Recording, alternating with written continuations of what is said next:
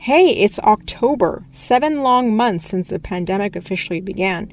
Though here in India, sometimes I look out on the streets and they're busy as usual, and so many people aren't wearing masks, so you couldn't even guess there is a pandemic. Things were a lot different under lockdown back in May, and that's when we did this really interesting interview with G. Hariramamurthi on folk medicine. Yeah, I really enjoyed chatting with him as well. He is a professor emeritus at the University of Trans-Disciplinary Health Sciences Technology in Bangalore, and he's the star here today on Chatroom, on Scrolls and Leaves. This is a bonus episode. It's tied into episode 2, Healing Plants. I'm Gayathri. And I'm Mary Rose. Before we get started, could you please rate and review us on Apple Podcasts or wherever else you get your podcasts? It'll help others find this show. Okay, cool. So, what is folk medicine exactly? Well, folk healing is actually the most ancient form of medicine, and it's practiced all over the world. But let me tell you what it's not. It's not a system of medicine, something like Ayurveda, which is organized and codified. From the time the humankind learned to cook and store food for their nutrition, they have been practicing what we today call as folk healing tradition. So food doubled as medicine. Plants, herbs, and spices were not just kitchen staples, they were also important ingredients in treatments for something as serious as malaria, all the way down to bee sting or a common cold. Whenever I had fever, my grandmother will give me only rice porridge. All other things will be stopped. What does it indicate? I should have enough energy but not overload my digestive system and help my natural innate power of fighting a disease called fever should be facilitated through consuming rice porridge, which we call as kanji. And today, treatments are based on a range of natural resources. That includes minerals, animal parts, metals, but especially plants. Hari says India's healers use about 6,500 medicinal plants. Wow, that's incredible. How many folk healers are there in India? Yeah, somewhere between 1 to 2 million. They're really the only healthcare available in large parts of India. Hari helps them to document their methods, and he's traveled to more than 12,000 villages over nearly 3 decades, all over India, from Kanyakumari in the extreme south all the way up to Himachal Pradesh. And he's been using folk medicine himself during the pandemic.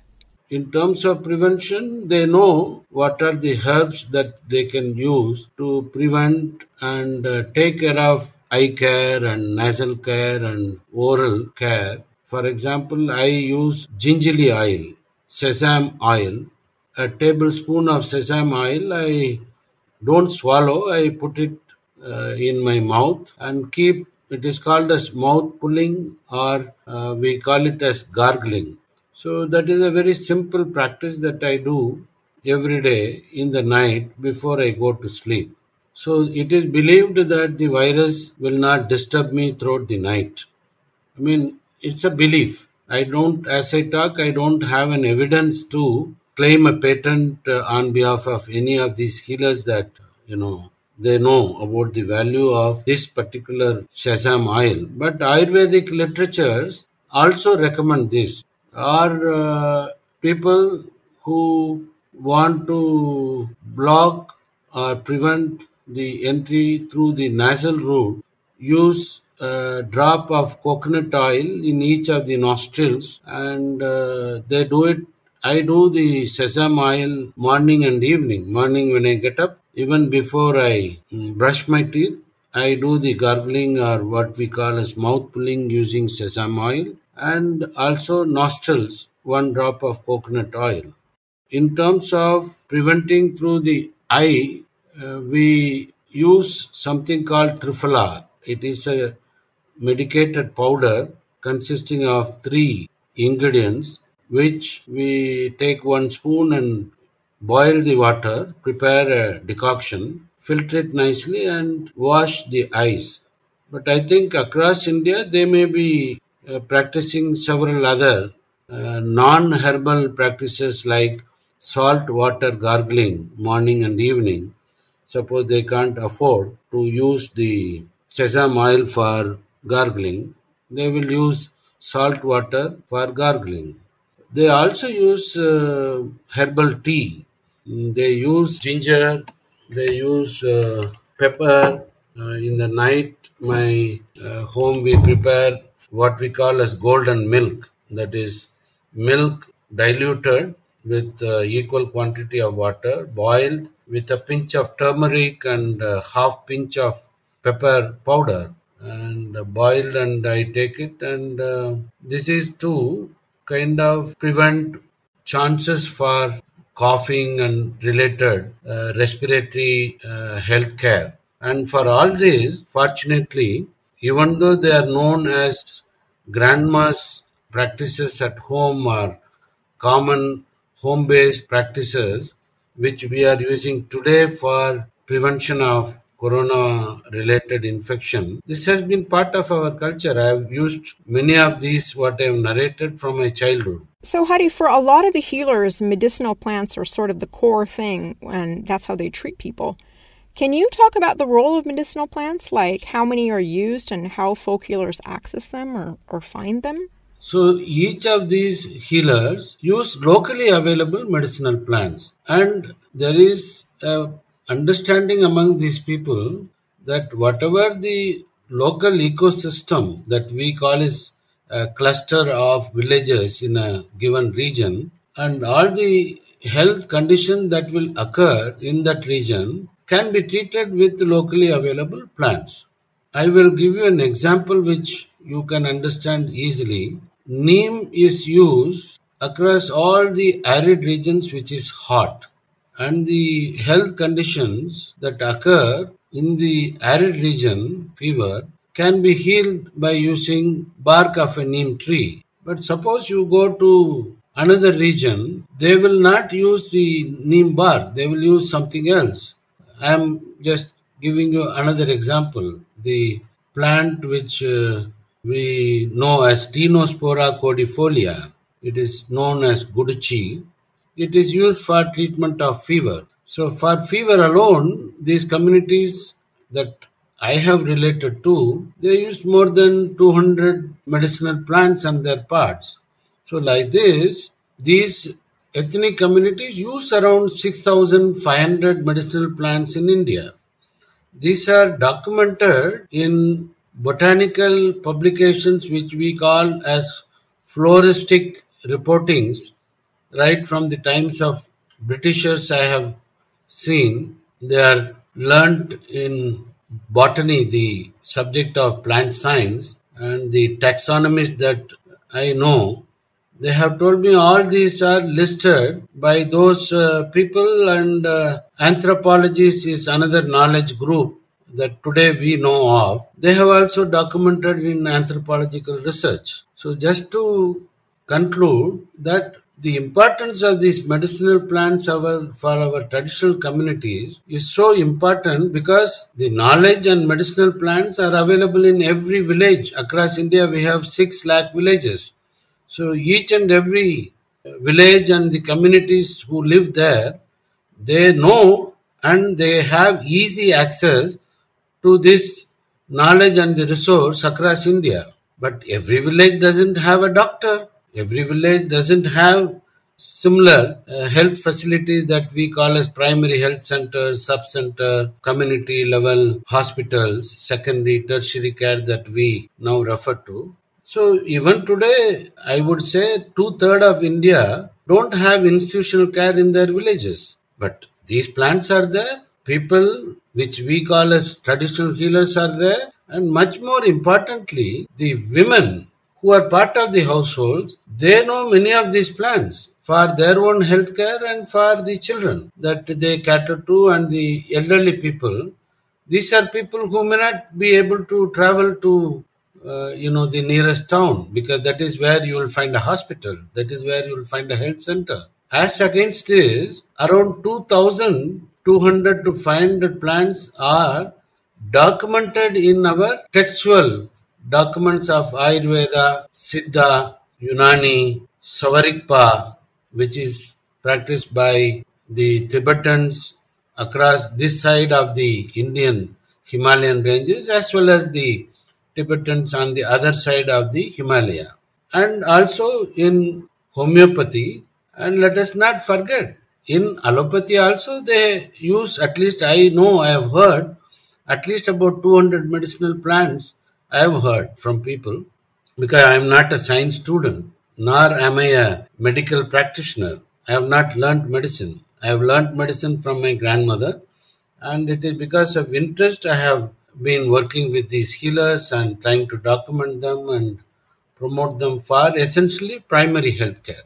I will give you another example. You imagine you are in a village in the night while walking from wherever you are, from one point, say from a bus stand where you got down to your home, you get bitten by a snake in the night. What will you do? But the traditional communities, households, know the locally available plants. They will use it to immediately give, if not the successful management of a poisonous bite, the first response is to prevent its spread. And this can save a human life. The alternative to this is to travel 10, 15, 20 kilometers. And at that point of time, no more buses will come. And our communities, all of them don't have a motor vehicle, even two-wheeler or even cycle.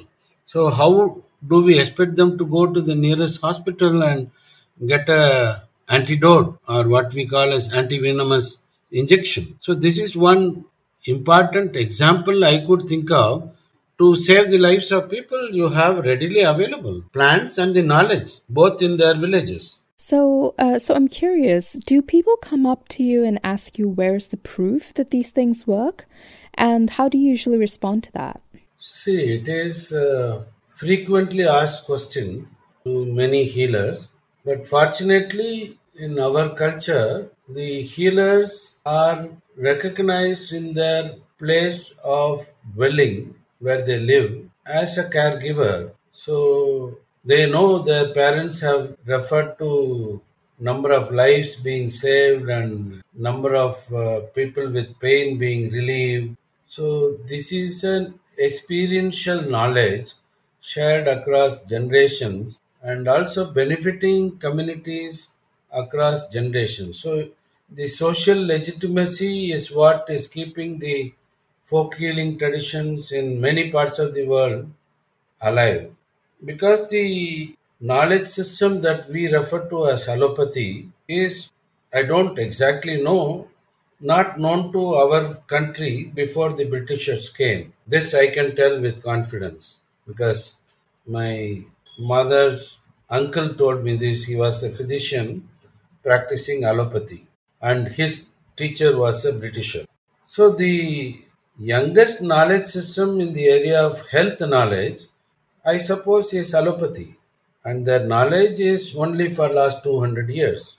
But of course, it has become the mainstream knowledge system of the world because it's linked with pharmaceutical industry, and the knowledge itself is costly even in India to acquire, even with meritorious performance in my pre-university education. It costs a lot more money, and this knowledge system is practiced for livelihood of these physicians. Whereas the knowledge system that I am referring to as folk healers originated, existed, continued, survived. Britishers could not contribute to its extinction, erosion. We have managed to keep it alive.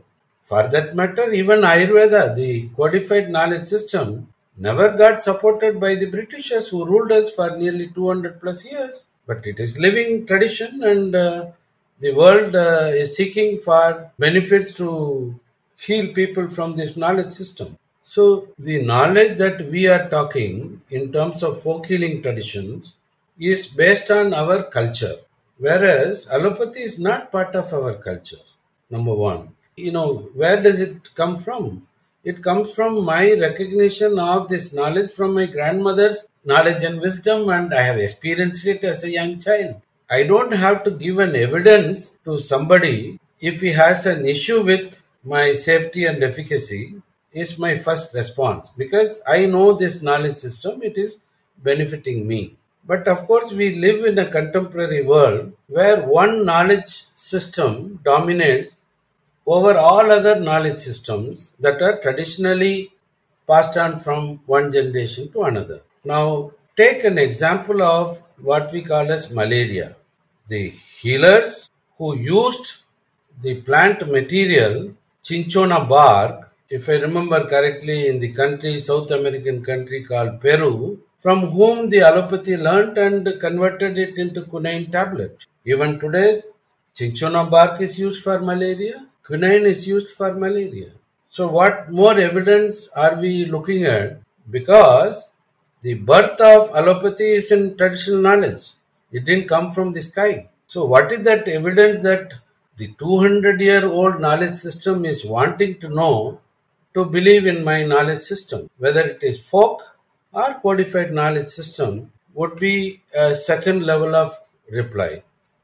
The third level of reply I would give, the allopathy will not be able to understand the epistemological foundations of the principles that govern the learning and practice of traditional wisdom. For example, we talk about Panchamahabhuta. Five bhutas would be elements. Now, these are like sun, to air, to water, earth, and you have wind. These five essential principles are present in my body, in your body, in the body of plants, animals, everything. So, the principles of learning and practicing Ayurveda or Siddha is based on these five Panchamahabhutas. Now, if I have an imbalance in my body because it consists of these five essential principles and interacts with these essential principles, how do I explain to somebody who understands only malarial parasite and coronavirus that this works on protecting without getting an opportunity to fund research? The large part of R&D is spent by pharmaceutical companies, including the vaccine that you will see in next 12 months to 18 months, and there will be billions, if not trillions, which will be collected because they are investing billions, if not trillions. They need to get back. But how did we exist in history? Smallpox happened in India. Did everybody die? There was something called immunity. There was something called immunity booster. The traditional wisdom had, and the evidence that we are talking, we can give in any amount, any quantity to the society of allopathic practitioners, provided they are willing to invest in investigating as per our understanding of Panchamahabhuta Tattva. I will give you the example of pepper has a component called piperin. Long pepper is used today in biomedicine, which helps in enhancing the biomedicine active principles to be used in lesser quantity to produce the benefit of, say, 250 milligrams of a medicine is to be used. If you have this, you don't need to use that. Now, this is a knowledge which has been derived from traditional knowledge, correct? But in the traditional medicine, this is used, long pepper is used in Ayurveda, in Siddha, extracted in a milk-based decoction. Somebody did research without milk and declared it is not working and producing that result. That is because the essential principle that this has to be boiled in milk was not attempted by the biomedical scientist. But how can he say that it was not able to produce that result? Because he used water. So that is the subtle knowledge dimensions that biomedicine will miss.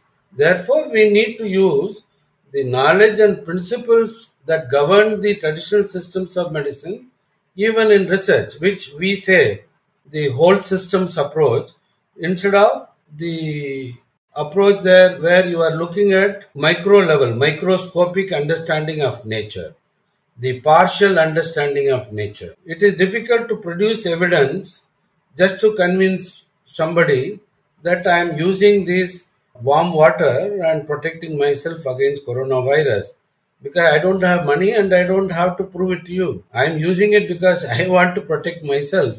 against coronavirus. And I know I can't eliminate neither malarial parasite nor coronavirus. I know how to coexist with coronavirus. I know how to coexist with this, isn't it? So I think it is difficult. It's politics of knowledge. I don't want to get into that because even one full day it might take and still we may not cover the logical understanding I am trying to convey. It is divergent knowledge system. One is looking at whole elephant. I'm not belittling the scientific knowledge. Please don't get me wrong.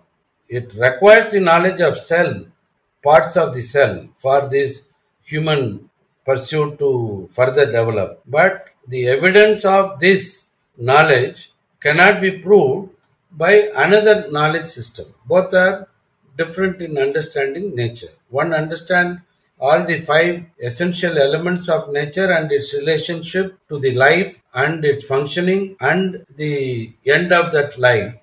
And in another, you are looking at parasite, bacteria, virus as disease causing and treatment with antivirals, antibiotic, antibacterials. And Hari, can I ask you, it seems that in India that people usually make a choice. They're choosing allopathy or choosing traditional medicine or folk medicine, or sometimes they're combining all of them together. Mary Rose, integrative medicine is the future of humankind. Is that for India or all over the world? All over the world. There will be more Ebola to Nipah to dengue to whatever the current coronavirus to awaiting to happen. I am not wishing they should happen, but we know the recent history. It has been happening in regular intervals, and the current whatever the scientific community that is rooted in the western part of the world, I'm referring to the Europe and the US, where the dominant science is not Ayurveda or Siddha. They will have to collaborate with traditional systems of medicine to solve the problems of humanity and animals and plants, because at least all these three are very close to our existence, isn't it? All their diseases and health conditions and health and well-being can be better ensured by an integrative approach than a unipolar approach. This is Chatroom.